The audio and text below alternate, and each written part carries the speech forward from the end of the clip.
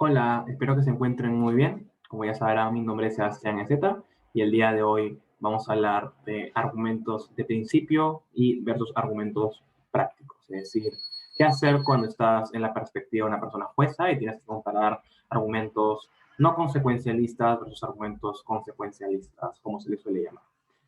Creo que es un tema importante porque hoy en día hay mucha incertidumbre sobre cómo valorar argumentos de principio, cómo compararlos. Creo que las personas en general no lo tienen demasiado claro, entonces creo que es un tema importante, pero también es un tema al que se le necesita prestar mucha atención para entender bien y por lo tanto les pido que hagan eso porque en caso no hayan tenido un acercamiento previo a argumentos de principio o a la teoría de esta dicotomía entre principio y práctico, va a ser algo complicado que puedan interiorizar el aprendizaje de este módulo. Además, les recomiendo que hayan visto los videos anteriores porque eso les va a ayudar bastante a poder entender en distintas partes del taller. Habiendo dicho esto, una breve introducción entonces antes de empezar. Todas las personas suelen decir argumentos de principios, argumentos no consecuencialistas, argumentos independientes de consecuencias, haciendo una diferencia entre el resto de argumentos, que son los que tienen impactos claros, y este tipo de argumentos. Pero en la materialidad, realmente son argumentos no tan distintos. Al final, todos los argumentos tienen un principio detrás. Es decir, por ejemplo, en la gran mayoría de los argumentos que supuestamente son argumentos que no son de principios, suelen tener el principio del utilitarismo detrás, porque buscan maximizar la utilidad, el bienestar, la felicidad, que un grupo minoritario se encuentre mejor. Todo eso es utilitarismo y es un principio que también está detrás de un argumento. No sé, si bien muchas veces no se dice de forma explícita que hay el principio de la utilidad, se asume. Y muchos debates se van a dar bajo este marco moral del utilitarismo, donde las distintas cámaras van a tratar de ganar a nivel de impactos, en qué lado distintos grupos o distintos actores dentro de un debate van a estar mejor. Es decir, muchas veces los equipos, tanto explícita como implícitamente, van a estar de acuerdo con eso. En ese tipo de casos, lo que va a terminar sucediendo es que el debate se da en el marco moral de utilitarismo, porque todos los equipos entraron en esa métrica, le dieron relevancia y creen que es en la forma en la que se tiene que ajustar el debate. En ese caso, tú como persona jueza tienes que guardar el debate bajo esa perspectiva, como igual ya pueden haber visto en otro tipo de videos anteriores a la hora de decir qué es lo más importante en un debate. Pero entonces, ¿cuándo se vuelve problemático y cuándo nace el choque entre argumento de principio y argumento práctico? Cuando uno o más equipos creen que el debate no se da, no depende solo de la métrica de consecuencias, sino depende de otras métricas morales en las cuales no necesariamente tiene que primar el principio utilitarista. Ahora, tú como persona jueza tienes que estar dispuesta a ser persuadida de igual forma por los distintos equipos en debate, porque la persona jueza promedio, la persona el votante informado promedio, no tiene una postura clara, no tiene una moral establecida que tiene que preponderar siempre frente a otra. Si bien en la mayoría de los casos lo más probable es que el utilitarismo sea el principio que la intuición moral de una persona suele seguir, eso no aplica en todos los casos. Y lo vamos a ver en un momento con ciertos ejemplos. Eso implica que la forma en la que los equipos tienen que convencerte es a través de análisis que ya hemos hablado también en otros videos, a través de por qué es que su marco moral bajo el que se debate tanto el utilitarista como el no utilitarista es el más importante.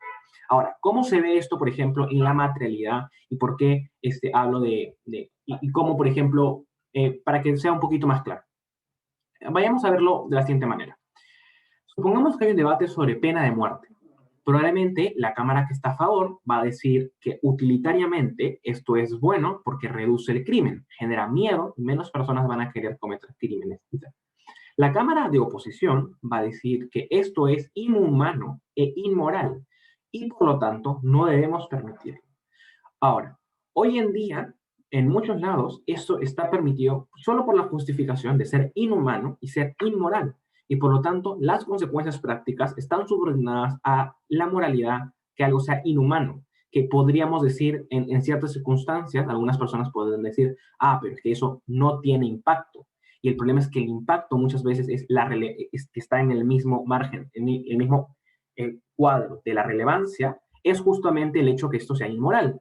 Y por lo tanto es que hoy en día ya preferimos ese tipo de cosas. Ahora, se puede argumentar de ambas maneras. El problema es que lo que quiero graficar con este ejemplo es que es tanto justificable en algunas circunstancias el utilitarismo como en otras no el utilitarismo. Entonces, ¿cómo adjudico esto? ¿Cómo adjudico cuando pasa esta dicotomía? Primero, tienes que tener en cuenta que no debes priorizar los impactos prácticos siempre. Es decir, no se juzga bajo el utilitarismo. Si bien es algo que se suele decir, por ejemplo, en los exámenes de personas juezas, que es los argumentos de principio práctico valen lo mismo, en la materialidad, a veces igual las personas suelen preponer a su criterio práctico bajo la justificación de que los argumentos de principio no tienen impacto. Y por lo tanto, hay que ser muy cuidadoso con ese tipo de afirmaciones o apreciaciones a la hora de definir una comparativa. Entonces, ¿cómo lo adjudico? Creo que es importante ver lo mismo que mencioné atrás sobre análisis, hablar los argumentos, las caracterizaciones, las refutaciones, las ponderaciones explícitas sobre qué es más importante, las concesiones implícitas que puede haber hecho algún equipo dentro de su argumentación o a lo largo del debate. Es decir, de tal forma en la que uno pueda establecer a través de toda esa interacción de material que tienes para decidir, quién terminó probándome que hay un marco moral superior a otro, ¿no? Ahora, nunca impongas tu propio análisis moral sobre qué es lo más importante. Es decir, hay situaciones excepcionales donde no hay claridad sobre qué es más importante porque no hay concesiones, porque no hay ponderaciones y porque no hay explicaciones claras. Eso no implica que tú impones tu criterio, que suele en la mayoría de las personas va a ser el utilitarismo, por sobre cualquier otro criterio. Ahí les recomiendo que vean el video de intervenciones que hizo Fabián, en donde habla de este tipo de temas y cómo intervenir en este tipo de situaciones. Ahora, hasta ahorita está quedando súper abstracto decir que los equipos tratan de ganar con análisis. Pero vayamos un poquito, tengamos esto un poquito más claro. Y es que, ¿cómo los equipos van a intentar ganar o deberían intentar ganar? Porque su marco moral es más importante. Lo que van a hacer es apelar a las intuiciones morales de la persona que está adjudicando. Que quien está adjudicando tiene el rol de votante informado promedio. Eso implica que se le va a buscar convencer a través de analogías, ejemplos, que buscan probar que, por ejemplo, en una situación similar a la que la moción ocurre, la persona informada promedio o la mayoría de las personas en el común van a optar por un lado moral o otro. Por ejemplo, vayamos a ver en el caso en el que estábamos hablando hace un momento, en el debate sobre justicia y la pena de muerte. El equipo de oposición, el que se opone a el utilitarismo, podría decir, hoy en día ya prohibimos cosas como la tortura, porque la consideramos inhumana e inmoral. Incluso cuando pueda la tortura generar otros principios legales, como la retribución, que es hacer que las personas que cometieron un crimen sufran de las consecuencias y por lo tanto castigar a más gente culpable, lo que tiene un efecto en esa persona para cumplir el principio de retribución y además tal vez un principio de prevención que se podría probar. Incluso cuando pasa eso, la gran mayoría de los países ya prohíben la tortura. Lo que está haciendo ahí la persona es apelar a la intuición moral de la persona que está adjudicando, que está tomando el rol que ya venía explicando antes de votante informado promedio y decir, mira, lo más probable es que la intuición moral que tienes que ponderar, porque eso es lo que hacemos en situaciones casi iguales, es esta. ¿Qué está haciendo ese equipo en ese momento? Cuando un equipo hace este análisis, ¿cuál es el proceso? ¿Qué es lo que está probando? Cuando tú estás adjudicando, ¿cómo tú gráficas esto? Y es que lo que está haciendo es haciendo 4 cosas. Uno, está imponiéndole a la cámara contraria un esfuerzo, aumentando la carga de prueba que tiene que probar acerca de, porque ahora la cámara tiene que hacer un esfuerzo más grande para explicar por qué ambas situaciones no son analogables. Porque en caso no sean analogables, entonces el principio no se cumple en ambos lados y por lo tanto la construcción de la analogía no está bien hecha. 2, si no quiere hacer eso, debe ponderar, es decir, está obligando a la otra cámara a ponderar el utilitarismo con el principio. Eso implica que ahí ya empiezan a haber ponderaciones que van a determinar qué es lo más importante. 3, le exige que en caso no quiera hacer ninguna de las otras dos cosas, debe explicar por qué la justificación por la cual, prohibimos la tortura es utilitaria, mientras que la justificación por la que queremos legalizar la pena de muerte no lo es. Es un ejercicio complicado y difícil y por lo tanto es que en muchas situaciones no lo van a poder hacer, pero es una de las formas en las cuales se les termina imponiendo. 4. Le obliga a considerar que hay una métrica importante. Es decir, si no quiere explicar que hay una cosa relevante, puede conceder que es importante porque nos están dando ejemplos de cómo los principios son relevantes en la materialidad y cómo es que entonces lo que debemos preponderar es eh, este tipo de, o sea, ponderar ambas métricas con un grado de relevancia significativo que tienen en ambos escenarios. Ahora, esto no significa que ahora el debate se debate en la métrica de principios solo porque hubo una ponderación y un análisis que nos hizo creer esto. Lo que significa es que ahora se deben ponderar una con otra. Es decir, también hay que tener mucho cuidado con ponderar el marco moral solo porque dieron ciertos análisis para creer que es relevante. Porque lo que no están diciendo es que el utilitarismo no es relevante. Lo que están diciendo es que hay otra métrica que también es relevante y que en esta situación específica se preponderó sobre el utilitarismo. Entonces, no está invisibilizando la otra métrica, sino que está haciendo la métrica de principios relevante dentro del debate. Ahora, ¿cómo deben hacer los equipos? ¿Y a qué debes prestar atención a la hora de definir esto, sobre quién va a ganar? Los equipos deben explicar cómo incluso si pasa, no estás de acuerdo o no estás cumpliendo con el principio de la cámara contraria, su principio debería persistir. Es decir, por ejemplo, incluso si somos inmorales, ¿por qué nos debería preocupar el utilitarismo? O viceversa, ¿por qué incluso si tenemos potenciales consecuencias prácticas negativas en donde menos gente, donde vamos a tener menos prevención o algún tipo de impacto que nos haga un equipo, porque incluso sí deberíamos preponderar el elemento inmoral, que también se puede hacer a través de intuition pumps o analogías, que vamos a hablar un poquito más en un ratito. Entonces, lo más importante sobre cuándo vamos a preferir un encuadre moral sobre otro depende mucho también del contexto. Es decir, hay que tener claro que los equipos van a tratar de hacer analogías con el contexto específico y por lo tanto es que ahí van a ponderarse en base a los distintos encuadres, como venía explicando. Pero ahora, tenemos también que tener claro que este tipo de ejemplos que estoy dando aplican a ciertas situaciones, a ciertos contextos, como digo, y otras preponderancias utilitarias aplican en otros tipos de situaciones. En la mayoría de emociones no existe esta preponderancia total hacia un lado o hacia el otro, sino es cierto grado disputado, donde ciertos ejemplos nos van a llevar a tirar hacia el utilitarismo, pero otros ejemplos en el mismo contexto podrían llevarnos a tomar hacia el no utilitarismo.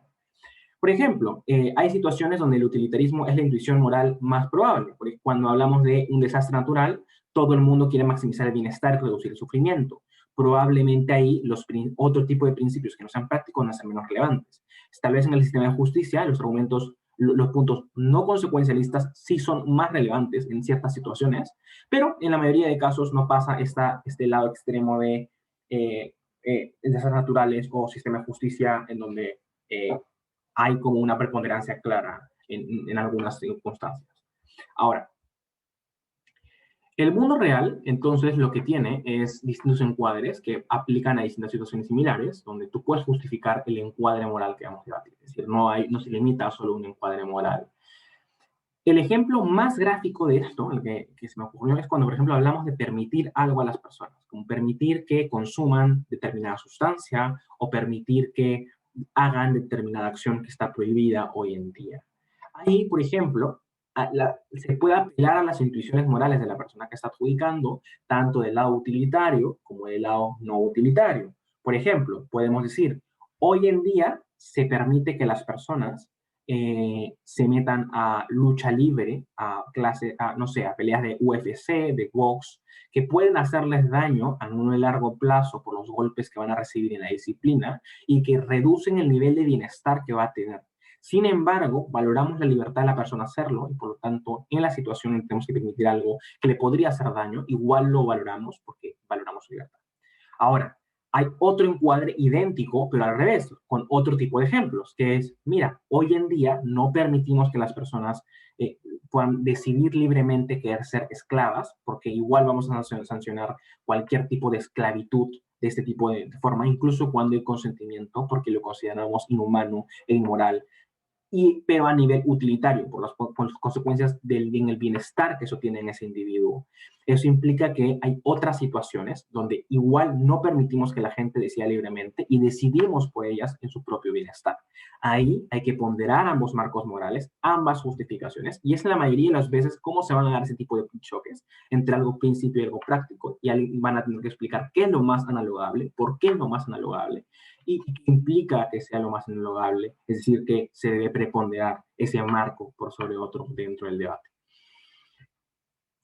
Creo que con eso entonces lo que queda claro es que cómo se disputan ese tipo de situaciones, como hay distintas justificaciones a las que se apela, pero hasta ahora lo único que hemos hecho es cómo chocan, cómo interactúan, pero antes del proceso de interacción hay algo que es muy relevante y haga mucha atención. Y es que no, como cualquier otro argumento, un argumento de principio también depende de análisis. Da igual que yo pondere de forma idónea, si es que no tengo análisis para probar mi argumento, que luego se pondera de forma idónea.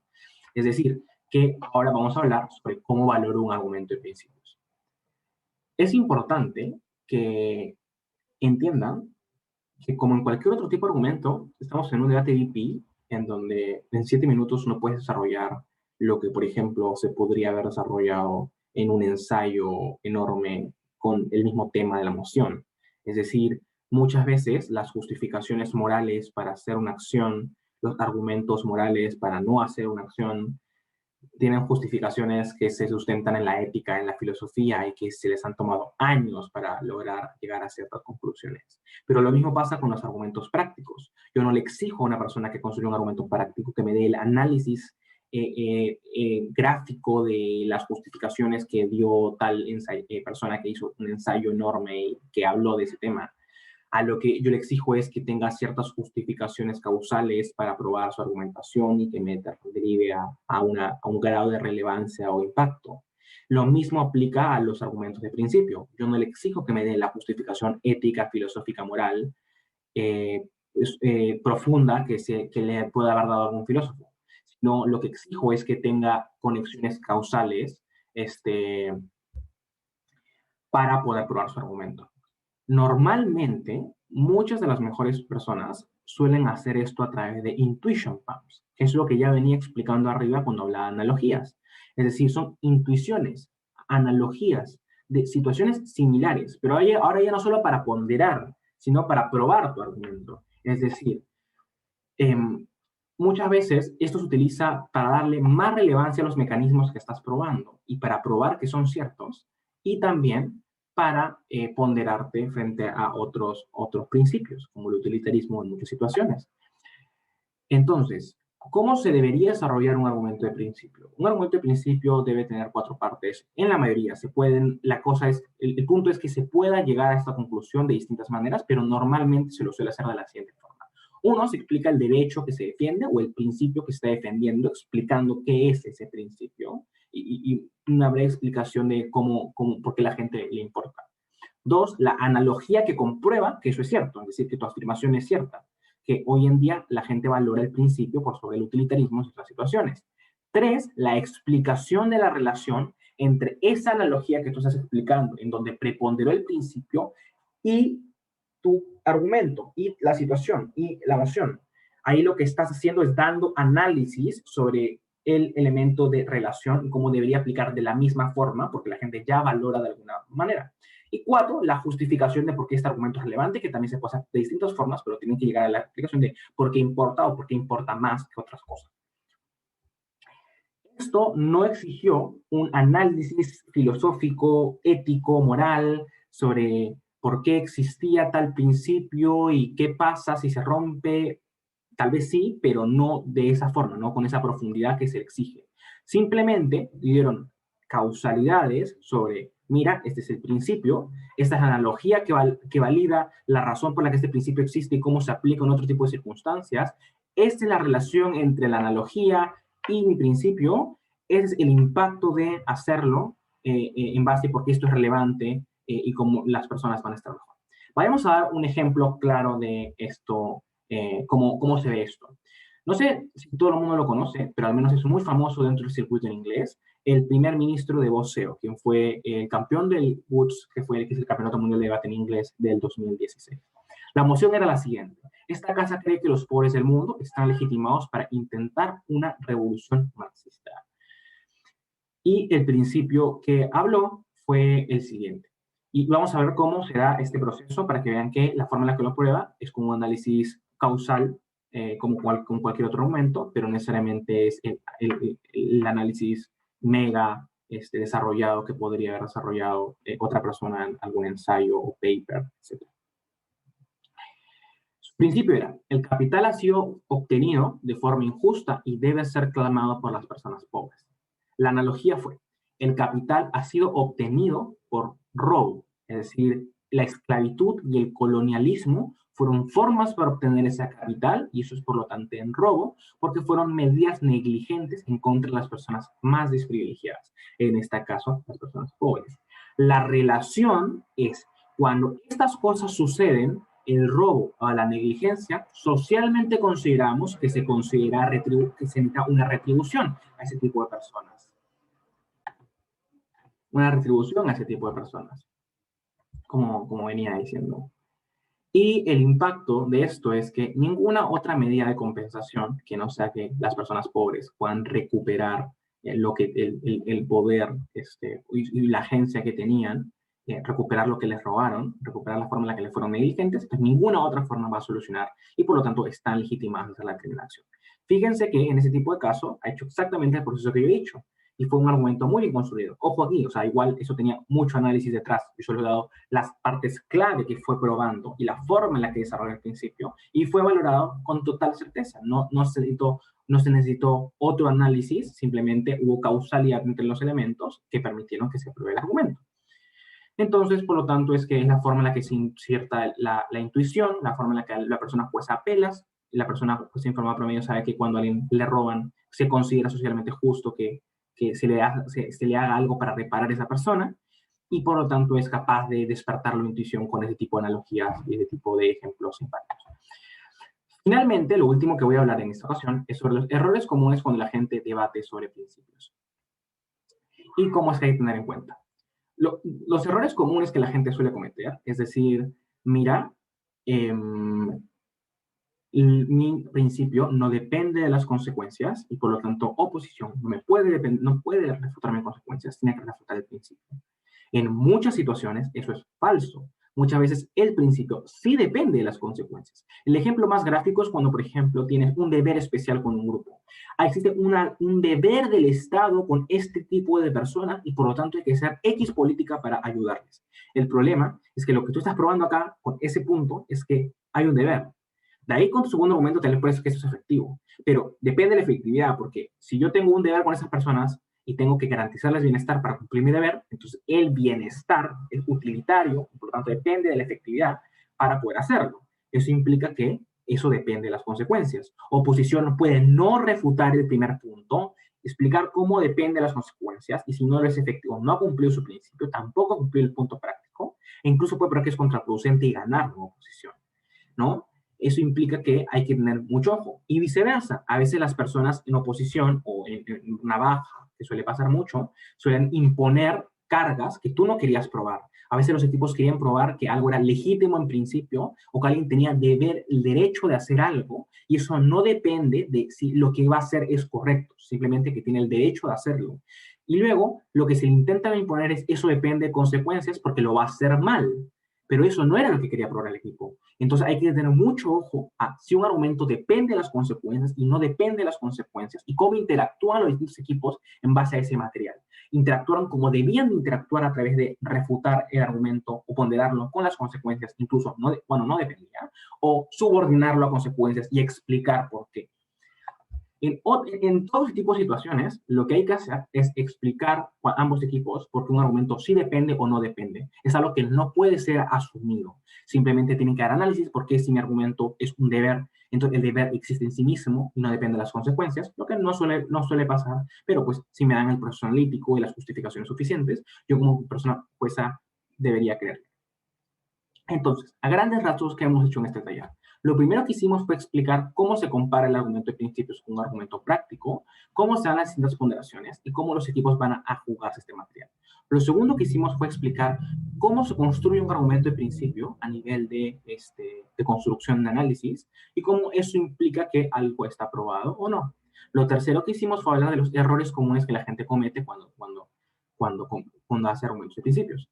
Es decir, este tipo de explicaciones sirven mucho para la persona que está adjudicando y tener mucho ojo en cómo comparar, cómo valorar cuando algo está aprobado o no y ser muy atenta a cuando hay ciertos errores. Sin embargo, si eres una persona que está debatiendo y acabas de ver ese taller, pues recuerda que también te puede servir bastante porque ya sabes a qué tienes que aspirar cuando las personas juezas estén valorando tu argumento de principios. Espero que haya quedado súper claro. He tratado de hacerlo lo más claro posible, la dicotomía entre argumento de principio y argumento práctico. Cualquier duda, pues, pueden dejarlo en los comentarios o escribir al correo que debe estar en la descripción. Y si no, pueden contactarme. En todo caso, creo que dentro del circuito mi número es bastante accesible. Así que, pues nada, dicho eso, eso es todo. Espero que hayan disfrutado mucho y gracias por haber llegado hasta aquí.